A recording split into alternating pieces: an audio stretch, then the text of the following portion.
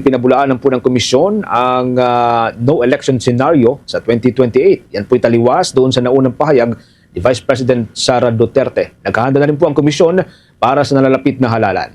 May update dyan si Bombo Isa Cotoner. Pinabulaanan ng Commission on Elections ang usap-usapan na wala umanong mangyayaring halalan sa taong 2028 kasunod ito ng pahayag ni Vice President Sara Duterte na tila may alinlangan sa pagsasagawa ng susunod na presidential elections. Tiniyak ni Commission on Elections Chairman George Jerwin Garcia na wala dapat ipag-alala ang publiko na mangyayari ito. Sa katunayan, nasa 50 hanggang 60% na ang preparasyon ng poll body para sa 2028 elections. Dagdag pa ni Garcia na mandato ng komisyon na tiyakin na magkakaroon ng halalan alinsunod sa itinakda ng saligang batas. Kaya naman walang basihan ng mga pangamba hinggil sa posibilidad na hindi matuloy ang halalan. Due respect sa mga ibang espekulasyon, ang 2028 election ay darating, yan ay certain to come in the same manner na pag sinabi natin certain is certainly 100% may election sa 2028 dahil COMELEC ay handang-handa at nagpe-prepare na rin po tayo para sa election na yan. Wala pong duda, darating at merong election sa 2028. Samantala, sa ibang balita naman, inaasahang ilalabas na ng poll body sa susunod na linggo ang opisyal na listahan ng mga kandidato para sa kauna-unahang parliamentary elections sa Bangsamoro Autonomous Region in Muslim Mindanao na nakatakdang idao sa September 14, 2026.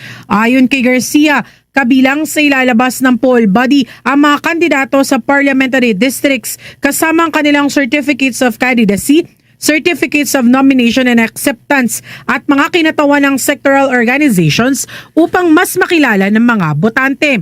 Naging mapayapa naman ang 3 araw na paghahain ng kandidatura mula May 5 hanggang ngayong araw May 7. Anya, maayos ang seguridad sa mga lugar ng filing at positibo rin ang naging assessment ng third-party monitors ng peace process sa BORM. Sa datos ng Commission on Elections, may 16 na political parties at mahigit 20 sectoral organizations ang accredited na makikilahok sa kauna-unahang Bangsamoro parliamentary elections. Po, by Wednesday, ay ipapa-approve sa COMELEC and Bank ang official list of candidates. Ibig sabihin, matapos makita yung lahat ng mga COCs, malaman kung talagang tama yung mga deklarasyon, ay amin na pong a-approvehan yung listahan dahil pag na-approve po namin yung listahan, yan na po yung mapaprint na mga pangalan sa mga balota natin. At Friday po, next week, ilalabas na po namin sa COMELEC website yung pong lahat ng mga certificates of candidacy ng lahat na kandidato. Kaugnay nito, pinaigting naman ng Philippine National Police